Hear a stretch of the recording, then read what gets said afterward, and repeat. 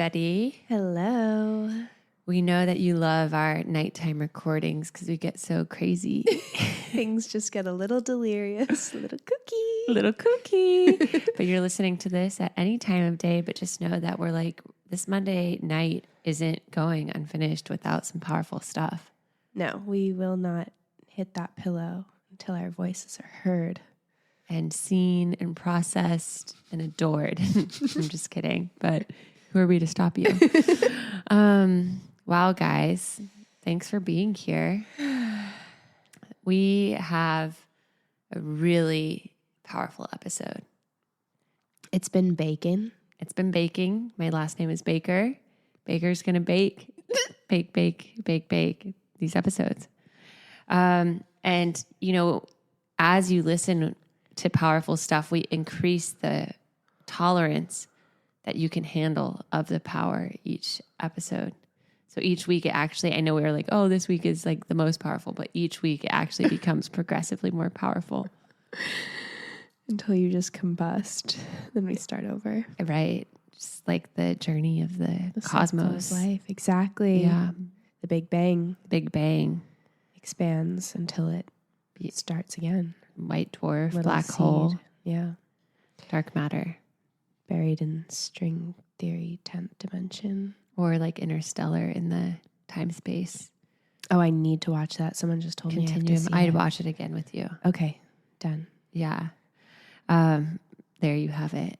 I love a good Matthew McConaughey space flick. A serious Matthew McConaughey. I know. All right now. I can't even picture it, but that's why I'm excited. I know. I can't wait. Anyways, you guys might be wondering, okay, enough of this small talk. What is this power about? So you guys may or may not know this unless you're an avid follower of my Instagram. And even if you are, the algorithm only shows it to a few of you. But I was on Squid Games. Woo! Oh Beat me to it. We both reached for the button. It's kind of a big deal. Yeah, kind of a big deal. Not my claim to fame because I was Nope. eliminated in red light, green light, which we'll tell you guys all about. But we're using this episode, and Eileen's going to share some of her stuff too about her sabbatical last year. Yeah, I feel like I've alluded a lot to this mysterious India trip for a month, but I haven't really talked about it, mostly because I needed to process it for the past 6 months, but we'll get into it. We're ready. So the whole theme between both of these is it's never, rejection. It's always a redirection. And not just rejection in the traditional sense, but something that you thought was going to be pivotal for you in a certain way. Maybe it ends or it combusts or you have to get out of it. But it actually redirects you to the most perfect path. It's always the perfect medicine. As my mom always told me, retrospective vision is always 20/20. And as such, I once wrote a poem that was like, every no is a stepping stone, building the pathway to your throne. Ooh, I like that. That wasn't what I was expecting. Yeah. So we're really just going to talk about things that you might have expected or hoped or wished would go a certain way and they didn't, and how to make peace with that, to grieve that, to release that, and to trust in the unfolding of the perfection beyond that. Yeah, and this can be, adventures like Meredith and I embarked on, personal development and goals that we had. It can be relationships. It can be just, anything. Yeah. The dots all connecting the dots, as they say. Exactly. Kindergarten. I miss those, connecting the dot I just forgot about that. pictures. Yeah. We should do some sometime. That's like coloring 2.0. I know. Millennials need it back. We need it back. Paint by numbers, move over. Connect those dots. We love connecting the dots and closing the loops. I mean, otherwise we're just flailing about here in space, like our know. interstellar floating. Matthew, Yeah. no loop left unclosed. We would never do that to you guys. Okay, so wow. Before we get into it, we'll start with our 3 grounding breaths. Taking a deep breath in through your nose, breathing into your heart space, the crown of your head, whatever that is that's feeling like a rejection or a stickiness at this point. Exhaling it out, letting yourself just feel it fully. Second breath in to breathe in the space of what if, maybe, possibility.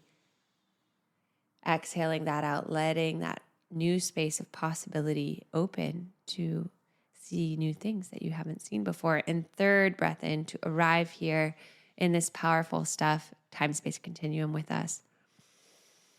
And exhaling it out,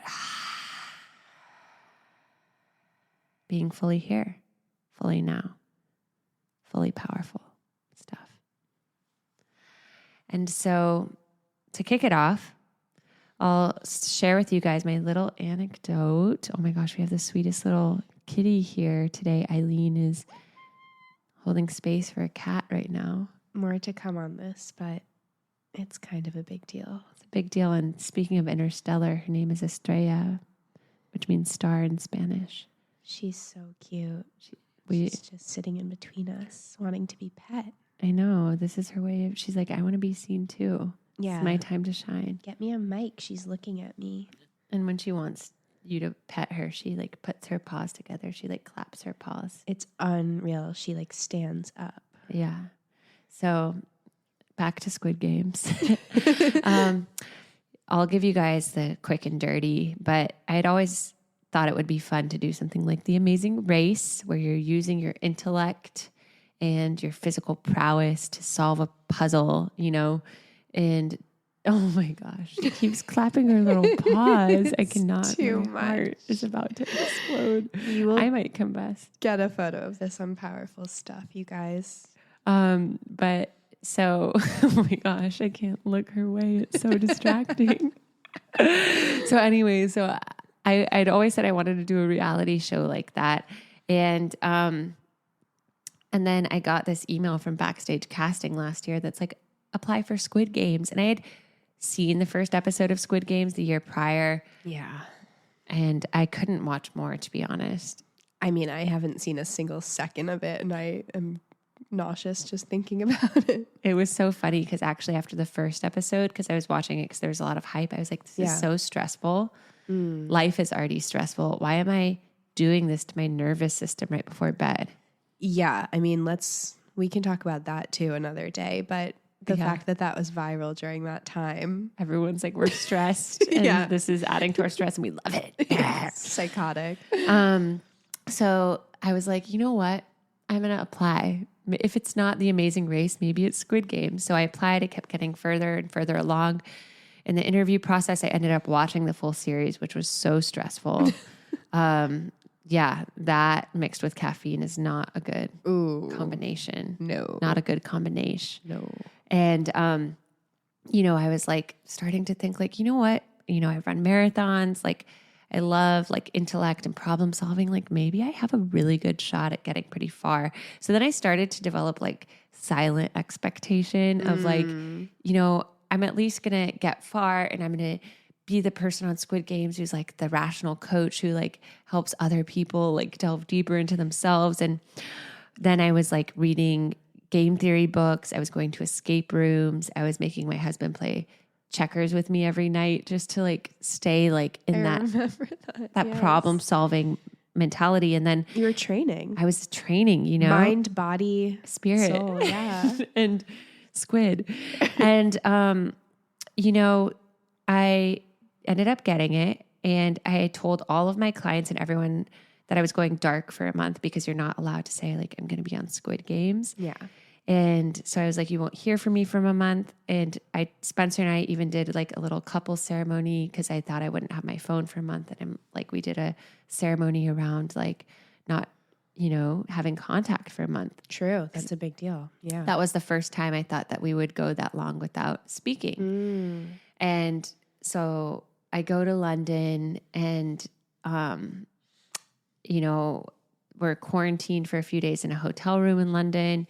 And my mom, who's one of the few people who knew what I was doing at the time, told me the night before they took our phones away, she was like, Meredith, I just want to let you know that your value is not defined by how well you can play red light, green light. I hope you know that. Wow. Ellen gets it. Ellen gets it. At the time, I was like, of course, Mom, duh. But retrospectively, little did I know. So then we get to red light, green light. And long story short, I was eliminated in red light, green light. And as my ink pack went off, I was so cold. I was tired. I hadn't gotten a lot of sleep, and I just burst into tears. I didn't even think I would have that reaction. But it's just all of a sudden, all those silent expectations of I didn't necessarily even think I was going to win Squid Games, but I thought I was going to have the experience of the immersive experience of going to the dorms, being in the game. And I just burst into tears and started sobbing. And it was at that moment that I was like, oh, I did actually think that this was going to end differently. Yeah. And I feel like it's a little bit different than our expectations episode, because even though expectations are so heavily involved, I think the difference is here at the outset, you believe because you have such an element of control over the situation that it's less of an expectation and more of just of a I'm setting out to do something and I'm going to achieve it. Right. Exactly. And that's where you kind of get that's where it gets hard too, because you do feel like you have to just keep pushing yourself, and that's what you did. And I know you can't maybe necessarily say it. I have heard others talk about how on screen, of course, on the show, that's only a few minutes, but you guys were out there all day, half the night, for hours and hours. And I was crying, and it took a few minutes. I was kind of in shock, but then afterward I thought, what would I tell a friend or a client who this happened to? And it's of course, allow yourself to grieve what you thought was. And then how is this happening for me? How is it forcing me to shift directions in some way? So not only during that time in London before I was sent home 2 days later, I bonded with the other Squid Games eliminated folk who, we all kind of bonded. I don't want to say trauma bonded because it wasn't that intense, but bonded over the shared experience of being eliminated. A little T. Trauma with a little T. And then, I explored London. I hadn't been back there since I lived there 7 years ago. It was such a different chapter. So just walking past my old apartment, going to my old yoga studio, shout out to Try Yoga in Camden, which I love. Camden. I know, it's amazing. You'd love it. I sat on Primrose Hill, looked at the sunset. And, I was just okay, I allow myself to grieve. And now I'm starting, after the grieving, I allowed myself to start to see the gratitude for being in London, for having that romp down memory lane, going to Bermondsey Market with some of the other eliminated contestants. And then I got back to LA and I was like, am I going to just tell my clients I'm back in LA? And, start taking clients again immediately, because I do. And I was like, you know what? I'm going to use this month to be still, to have a sabbatical, to do nothing. And I forgot to tell you guys, so I have mentioned it on previous episodes, that December of last year, I had an abortion. And it was really difficult emotionally, hormonally.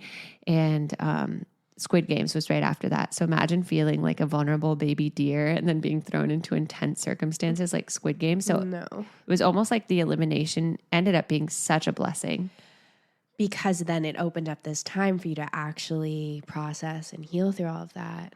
Totally. Wow. Yeah. And I ended up not telling anyone I was back. And I did a solo sabbatical. Spencer and I did a camping trip to Santa Barbara, and we stayed at a farm on Hip Camp, petted pigs and chickens and stuff.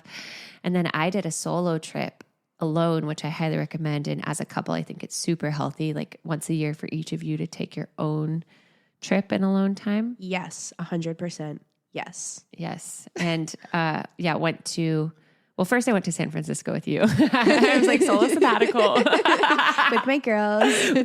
I mean, that was just necessary. Got to reset, Yeah. And then I drove my car down to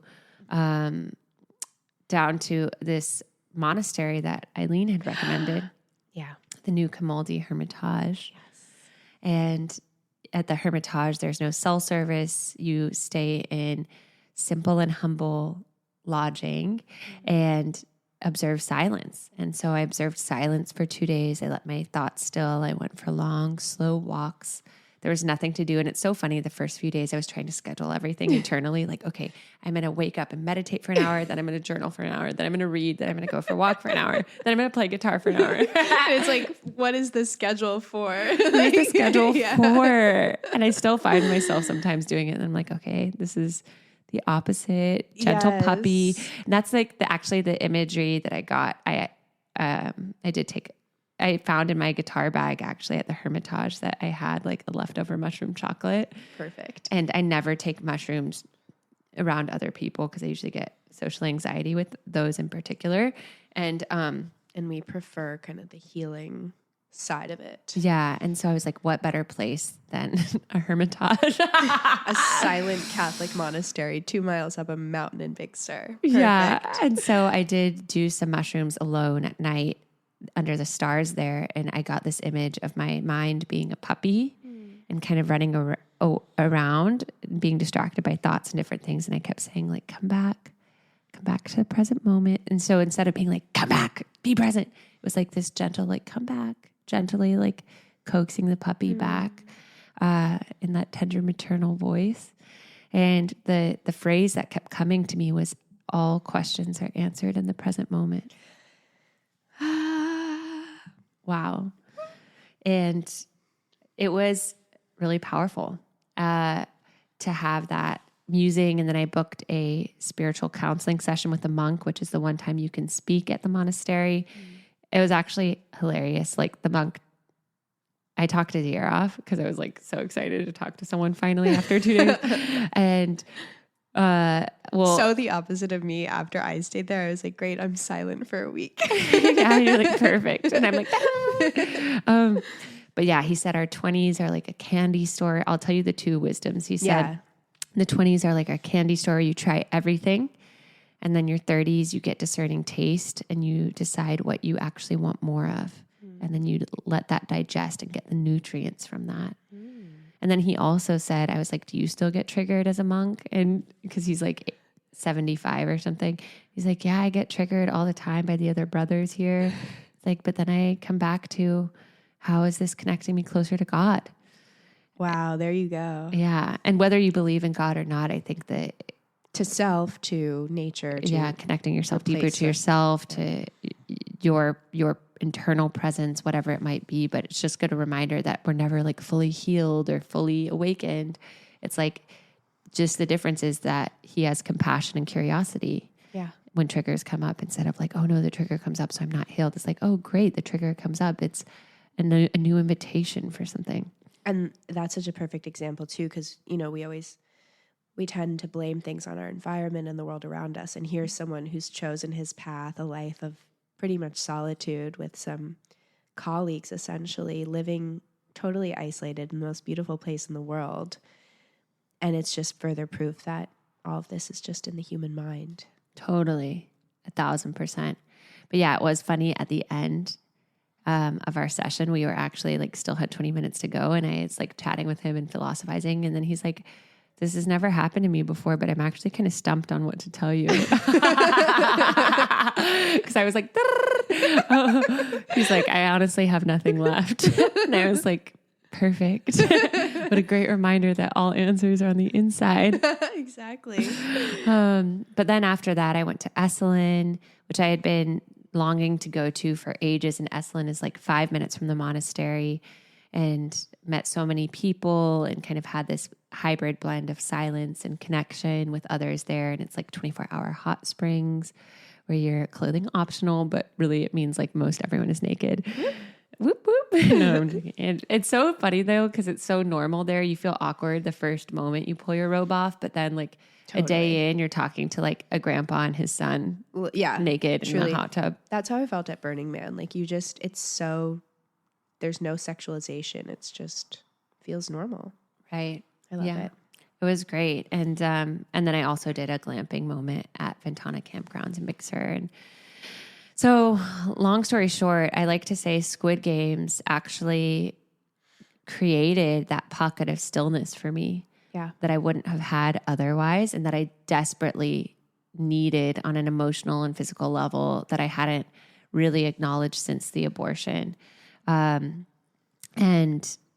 that cocooning time actually gave way to some of my best ideas this year. Like I came back from that sabbatical and I launched Best Morning Ever, which was like my morning routine, on Mondays of yoga, meditation, breathwork, journaling, connection, all before 8:30 a.m. And it ended up being a consistent thing. I led with Best Morning Ever with my experience company, more of that. And we had over 1,000 attendees. We did it over 34 weeks. Didn't miss a week except for the LA hurricane. And like that idea came from that quiet solo sabbatical time. And so it really, and then like our retreat, Full Bloom, came after. And so it was really like a cocooning moment, but I needed to cocoon before the butterfly could reemerge. And so the TLDR with Squid Games is that after I was able to process the kind of, loss of expectation, a little grief, I was able to return to gratitude and be like, what did it create space for? Yeah. And what is it inviting me to do? Sometimes like when people get injured, they, and they like have a broken ankle or arm and they're like, it forced me to slow down. Yeah. I didn't realize I needed to slow down. It's like, and knock on wood that we can all get that kind of message without an injury. But it was that same idea of like, it created this space for me to slow down in a way that I desperately needed. Wow. Yeah. And it was just holding that time for you, waiting for you to get there. That's right. Wow. So with that, as Eileen and I are so in sync, Eileen had a parallel journey of her own sort, same, but different. Yeah, it is during kinda that crazy. exact time period. Wow. Do you want to share? I do. Yeah. It is so nuts. I didn't even realize that. And that's another thing that you realize when you step back and you look back a few months or 6 months or a year later, is you start to see like those patterns and they just all start to make sense. And it's not about being toxically positive, but it's just actually looking at it objectively. So all that's to say, I had been going through such a journey with career and everything and feeling like I wanted to really tap into kind of the spiritual side of self. And there were some different motives for taking this trip.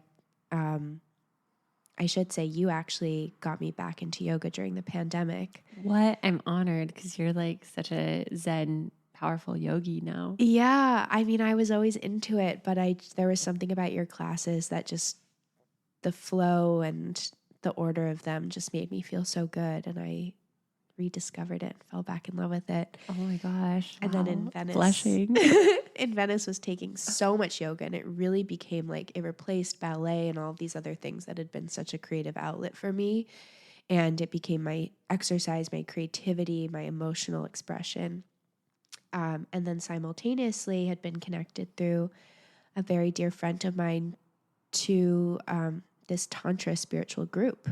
And we do talk about Tantra, I think, a lot in the like new age spirituality. A lot of it has to do with sex, and that is sort of the origin, but it's definitely misconstrued. You're not supposed to actually engage in the sexual part. Isn't that so funny? Because people just assume that it's like It's literally close off, and it's like the that. opposite. It's actually like the orgasm is not the goal. The orgasm is the metric to tell you how in control of yourself you are.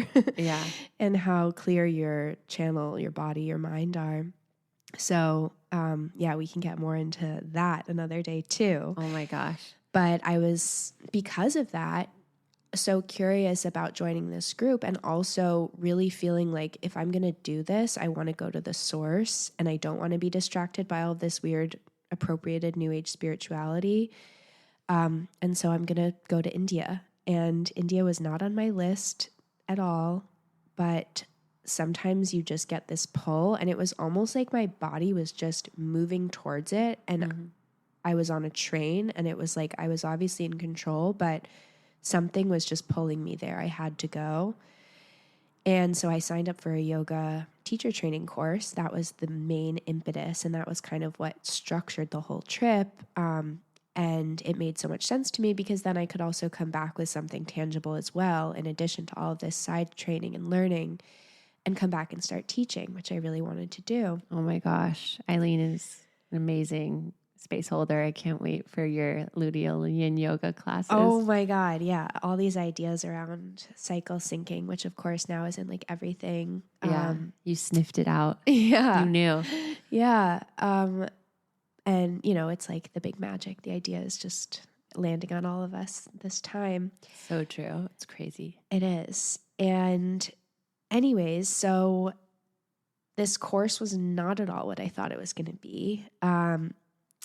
It was not where I expected it to be. It was off the main kind of strip, and it was very small and just kind of it was very beautiful. We were out of the main city, which even there, Rishikesh is not, you know, super huge and busy, but definitely a lot going on. And we were about 40 minutes away in the middle of this super small town. No tourists at all, not even really Indian tourists, except those who were just coming to visit temples nearby. And so it was really isolating. And it was supposed to be a 3-week course. And over the first 2 weeks, a sequence of really crazy things started happening. Just the way I was treated by certain people. I wound up getting injured. I had to go to the local public hospital there, which was an adventure. Wow. That our dear friend took me to, which was so incredible. And I was so lucky to have a support system there.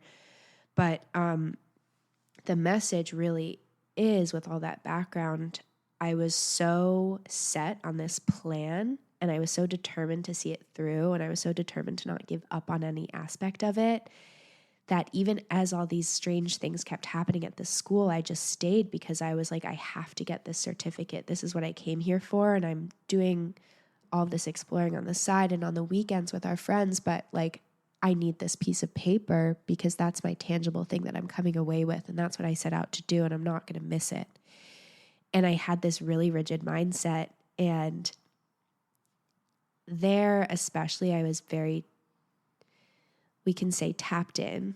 I met with someone years ago who was saying, you know, if you really want to have a spiritual experience, all you have to do is quit caffeine, alcohol, drugs, and sugar. And without those 3 things in your body, you're going to start feeling and seeing and understanding some really crazy things because you have no stimulants, you have no distractions. Oh my gosh, I know the truth of that. And I just think of Manatis. And I'm like, wow. I go through phases where I can give up caffeine, but I know. I could switch to decaf. Anyways, food for thought. Food for thought for all of you out there. It's a crazy exercise, that alone. Stay in your environment, just quit those 3 things. And Oh my gosh. damn. So I was on that diet. I was eating like the same 3 beans and rice 3 times a day. Favorite meal On a very rigid schedule. My digestion's never been better, but except you had gluten by accident. I did. They gave me soy sauce. That was bad. That was one of the events. I was up all night sick. And yeah, so it got to this point finally after the injury. I still was like, I'm going to stay. I'm not leaving. And wound up falling down the stairs and finally having this, what really happened was I had an insane dream. Wow. And it was the most vivid and sort of lucid dream I've ever had. And I was in it, and I was in a familiar place in New York, and some bad guys had taken my brother and they took him into this basement, and I went to follow them and find out what was going on and try and save him. And in that basement, there was another door I could go through to kind of fight and get him back. And then I was also made aware that I could just go through the elevator and I would leave and I would be out of the dream and I would be awake. And so this dream was telling me you have a choice. You can stay and you can see the horrible things that are going to happen and let your subconscious just run and go through that journey. Or you can just wake up and leave. So simple. So simple. Wow. And so in the dream, I decided I'm going to leave. I'm not going to try and fight this and be tricked into thinking that my brother is stolen. I'm going to wake up and I'm going to know that everything's fine. And I did. And that morning, then I decided I was going to leave the school following that same logic. Oh my gosh, what a psychic intervention. It was wild. It really was wild. And so thankfully, our friends picked me up that day, and I wound up getting a ride to their place in Rishikesh, right on the river, the most beautiful place you've ever seen in your life, the Himalayan mountains behind it. It's at the source of the river where it's blue and it has this feeling of like silk between your hands. It's insane. And I recorded a video of myself coming back into that place, and I was sobbing, crying, hyperventilating. Like I couldn't breathe. And I was just so, the gratitude I felt was like, I couldn't even measure it. And I've been in, you know, worse, more dangerous kind of situations before, but there was something about finally listening to myself and finally letting something go. Letting your intuition guide you to safety. Exactly. That was like, thank God. And it really was a moment with myself of like, thank you, you know, for being there for me, for yourself. So exactly as you said. And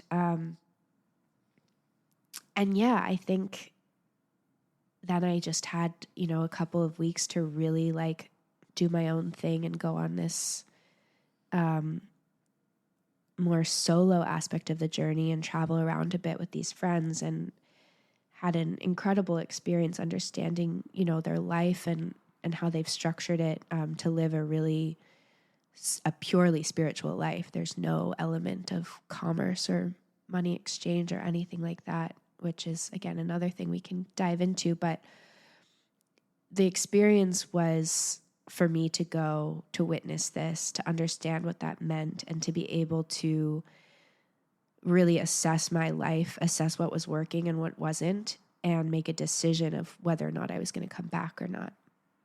And having that space and having that opening where I could listen to my intuition, as you said, then was able to guide me through all of these questions that had been sort of haunting me for the past year.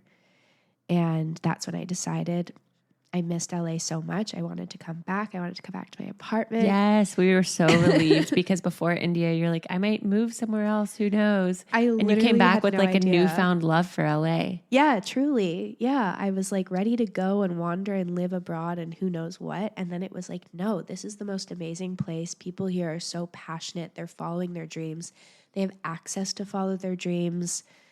We have a community that's so supportive. We have abundance that is like beyond immeasurable. And I had had such a reaction to that abundance and that excess. And I think I was trying to make myself so small and run away from that and find something that felt soothing. But ultimately it's about really understanding all the opportunities you have. And instead of kind of being afraid of them,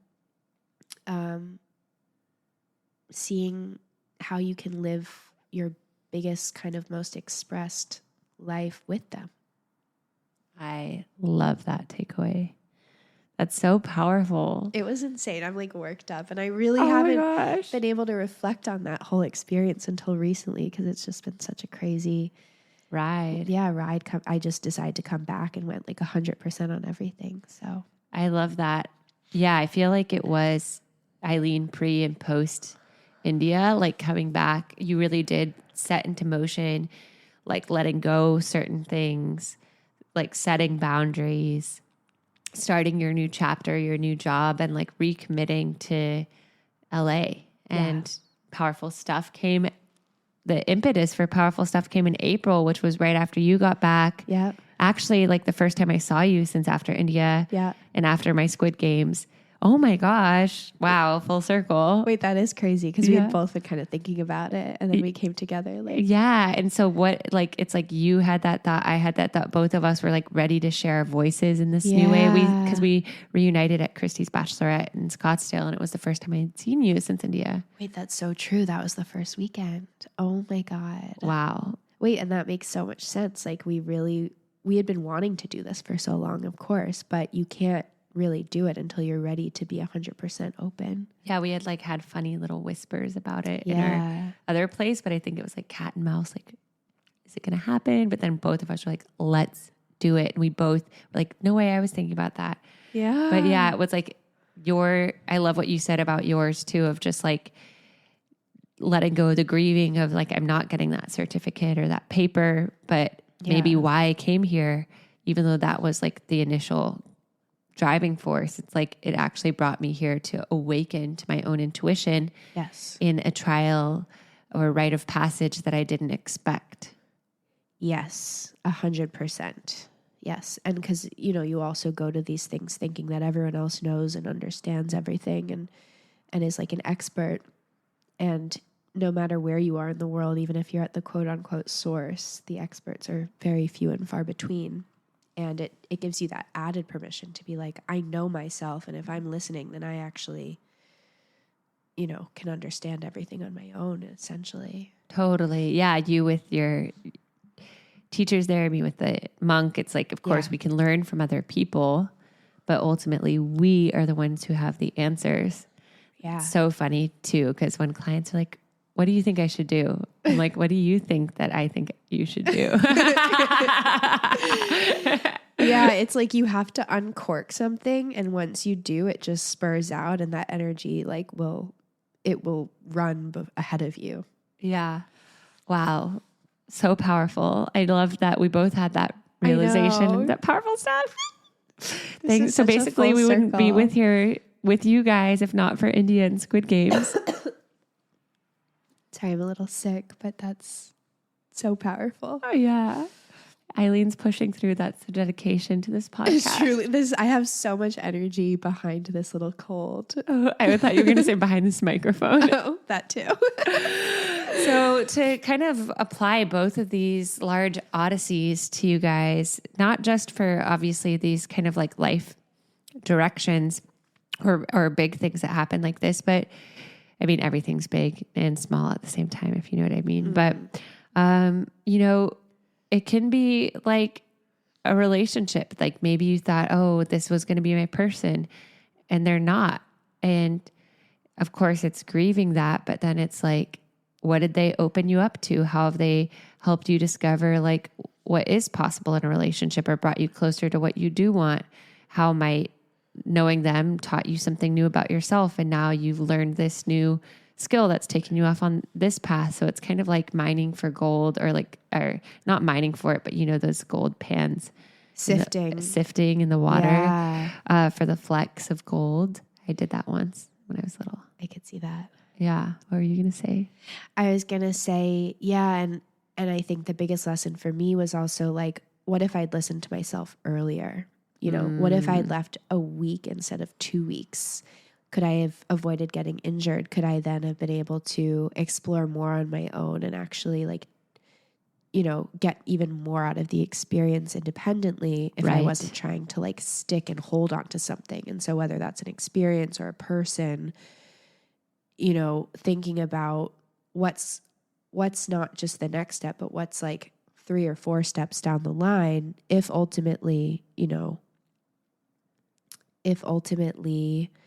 there's a parting that has to occur, like maybe there's a way to actually make it a little bit easier on yourself. Yes. If you sense that and not try to automatically fight it and clench and hold on. Yes. That release, the surrender experiment, as Michael Singer would say. Yeah. And oh my gosh, she's doing her little paw things again. Stop it. You're so cute. I can't. By she, I mean the cat. You never know. You never know. But yeah, that's so true. It's like listening to ourselves and trusting that everything is happening for a reason. And that is part of what we were saying with the expectation episode of like, you know, how do you want to feel, or what lesson are you hoping to get on the other side of this? And then releasing how that looks. Yeah. And it doesn't have to be like completing a certification. It doesn't have to be getting to the end of Squid Games and feeling validated. It's like, if I went because I wanted to have a new experience, how could I still give myself that new experience with my solo time in Big Sur? Yeah. And, you know, I've had lessons like this to give you guys some other examples with like, you know, guys before Spencer, of like, well, what if I keep playing this game of cat and mouse? Or I could just ask this person like point blank what's going on. But of course, part of me didn't want to ask him point blank because my intuition knew that it wouldn't be reciprocated. But by asking him what's going on or what is this, I actually broke a cycle of like avoidance. And I showed up for myself. And even though it didn't turn out, quote unquote, like I had hoped of reciprocity, it made me proud of myself that I would trust myself to just stay in situations where I felt valued. Yeah. And it made me trust myself to use my voice and speak up. And those qualities that cleared space for Spencer to enter my life first and foremost, because imagine if I had still been holding on to hope of this other guy. Yeah. But secondly, it also gave me the skills and the self-trust needed to then speak up and build a really powerful relationship with Spencer. Yes. And so that's why rejection truly doesn't exist and failure doesn't exist. Yeah. If we say, how is it, like, what do I need to grieve first and foremost? Just allowing yourself to process it. But then how is this happening for me? Like, how can this help me grow? How might I look back in 5 years when I'm on Guy Raz's How I Built This or Eileen and Meredith's Powerful Stuff and be like, oh my God. And then this pivotal moment happened. Yep. and I would have never thought it at the time, but it totally redirected my life. And here I am, a billionaire, 100%. And not to get too into pop culture because we don't really, but there were some crazy. Except we had a whole episode on Taylor Swift. Fair. But there have been some crazy, like, high profile media breakups this year. Some Bravo TV stars that I'm sure a lot of people might be acutely aware of. And I think we've seen with that such an interesting reality, like relationships that have been going on for a decade, and someone just really kind of being, held under someone's shadow, breaking out, and then having the opportunities of a lifetime and just purely like launching like a rocket. And no matter how unfathomable that seems at the time, it's so important to remember that because you really are rewarded for leaping and launching. So true. Leap in the net appears. Yeah. It's such a true point too. And that's why it's like so funny back to like subconscious and our subconscious trying to give us little clues. It's like, people will always be like, oh, I hate my job or something. And then they get fired. Yeah. And they're like, oh my God, I can't believe I was fired. And it's kind of like, you said you hated your job and you wanted to do this other thing. The universe kind of like kicked you off the cliff and is like, here you go. Yep. And so it's kind of like sometimes we're not ready because we're holding on to something out of fear. Yep. But the universe forces our hand, whether it's through, a job breakup or shoulder twisting injured, a romantic breakup or getting sick or getting injured and being forced to slow down. Yeah. And so it's like trusting that if these things are happening, what are they trying to sharpen my focus around? Yeah. What are they bringing into awareness? Yeah. It's pretty crazy. It really is. And the key here is remembering that you're enough and that it's not happening because you're a rejection or you're a failure. Like my mom said, don't base your worth on how well you can play red light, green light. But it's happening to see like, how can I be even more curious of what is this teaching me and what can I take from this and how is it redirecting my path? Yeah. What's opening up? What's opening up. And we know it sounds so trite, but I'm sure you guys all have lived experiences where you went through a breakup and you look back and you're like, oh my God, I'm so glad that happened because then it forced me to move to this new city. Yeah. And then I met this whole group of friends and it's like usually, more often than not, I think actually I was listening to this podcast on Diary of a CEO. I forget the man's name who was interviewing, but the guy was saying that, he talked to people who had been through traumatic life events and he asked them like, if any of you could take it back for that to never have happened, would you?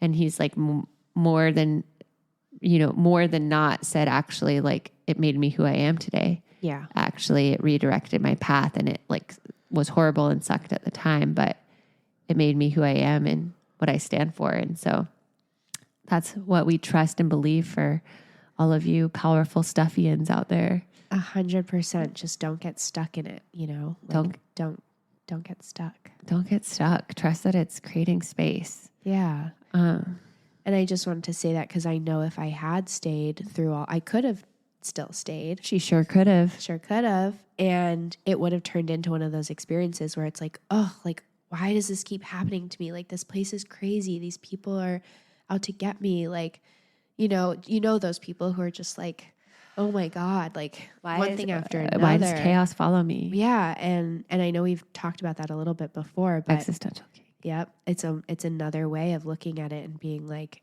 do you have a choice in this situation? Oh, yes. Okay. Yeah. Just for you guys who aren't loyal listeners yet. Exactly what you said, Eileen, in existential kink, as Carolyn Elliott would say, like when we keep having that, why does this always happen to me? Then it's like, this mentality of like, I'm powerless and these things keep happening to me versus the radical ownership of like, what radical choice could I make? Exactly. I can choose to stay right now. Exactly. And I'm doing it. Or I can choose to leave from the situation. Yeah. But how do I take ownership so I don't feel like things keep happening to me, but that I can make a choice, even if that choice means giving up, quote unquote, something that I thought I wanted. Exactly. So whether it's having to give it up yourself or getting the quote unquote rejection, it's turning that into an empowering thing instead of disempowering. Snaps. I just wanted to do a new button to mix it up for you guys because you've never heard this one before. Oh my God. It's like a whole song. What? Rejection no more. If you've been feeling rejection, don't you worry because powerful stuff is here. Open yourself up to it. Help yourself have a new direction. You got this. And it keeps going because life keeps going. One more time. You never know what's on the other side. So take it for a ride and slide into that next chapter. Wow. That's insane. Who would play that? Like, where are we going?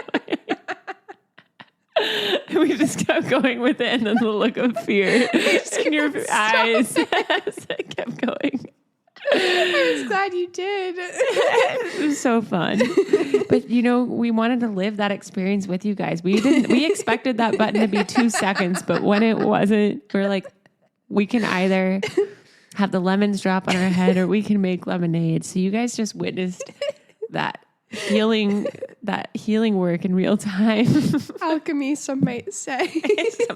Some might say. Well, with that, should we bring it home? Let's do it. Roll out those necks. Shake those arms. Just do like a little weird, like lion's breath.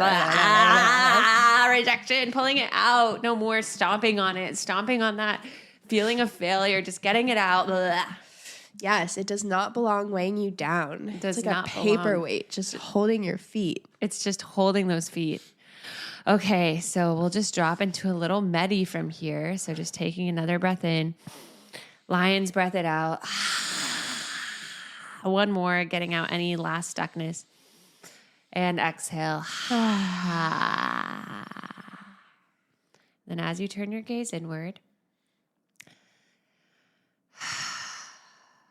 calling to mind something in your past where it did feel like a rejection or a failure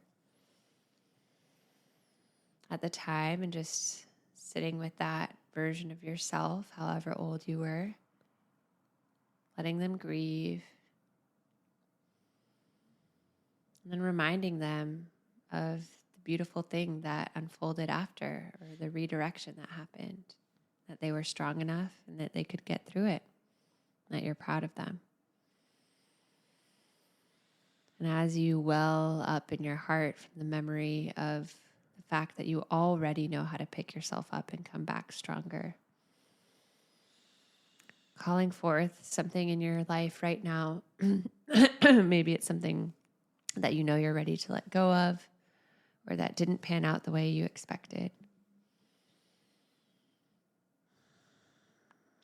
And then asking yourself, how might this unexpected ending of this thing create more space for something even more aligned?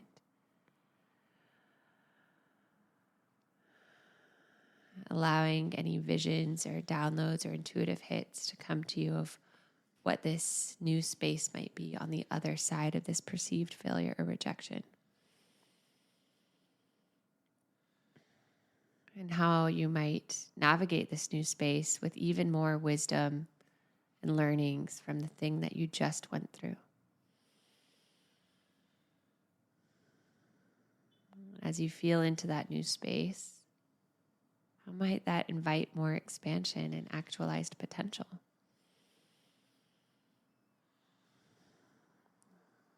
As you breathe into that, envisioning a mirror in your mind's eye, getting to see that version of yourself a year from now, noticing their energy, their facial expressions, then asking them how it was actually the perfect redirection. How did it actually perfectly prepare you for what came next?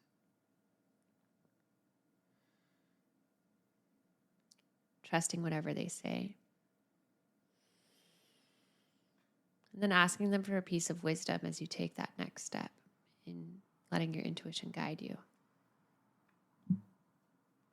What is that wisdom that they have to give to you? Breathing that in as you bring both hands to your heart, breathing that into your heart space, sending it down to your hips, sending it up to the crown of your head. Thanking the breakup, the job, the experience for what it was, accepting it for what it is, what it was, gracefully letting it go, feeling it turn into soil under your feet, feeling energized by that, this new day, this new spaciousness as you take a deep breath in and open mouth exhale. Opening your eyes on your next inhale. And exhale, arriving back here with us. Oh. I didn't cry. My eyes are itchy. Okay, the records show. But if you guys cried, That's okay. it's okay. Crying is good. I love crying. It reduces stress. I wish I had. Yeah, same. Oh my God, the cat's doing it again. She knows she's so cute. So just to sum it up, but we had already mentioned it before. But what is that thing that you're holding on to? Whether it's an expectation or hope. And what do you fear will happen if you let it go? And then on the other side of that fear, what is the possibility if you let it go? How might it actually help you open a door to a new unexpected thing or place or person that's even more aligned for you? And finally, what's one step you can do today, this week, to follow your intuition in that, where you're guided by your intuition instead of what you feel like you should do? Beautiful. Anything you'd want to add? That's perfect. Okay, great. Well, we hope you enjoyed today's episode, guys. Thank you for listening, being with us. Thanks for being with us. Remember, all questions are answered in the present moment. Remember that your worth isn't defined by how well you play red light, green light. Remember that you are enough. And that's pretty much it. Okay, we love you guys. Thanks for being with us on what a roller coaster. Truly, this was fun. And if you see me on red light, green light on Squid Games, tag me. Oh my God. Yeah, I appear for a brief split second. Tag Meredith Baker, powerful stuff. Let's go, guys. Let's go. Thanks for listening, and we'll see you next week for more powerful stuff.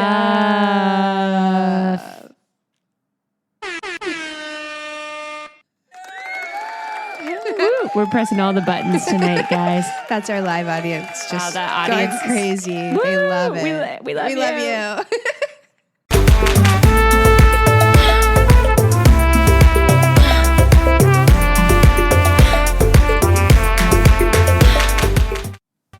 you for listening to the Powerful Stuff podcast. We're your hosts, Meredith Baker and Eileen Leguiu. We hope that you learned some powerful stuff that you can take away and implement into your own life. And if you do, we would love it if you rate, review, and subscribe to our podcast, Powerful Stuff. And if something deeply resonates with you and you share it on social media, tag us. We would love to hear from you. And we will also see you next week for some more powerful stuff.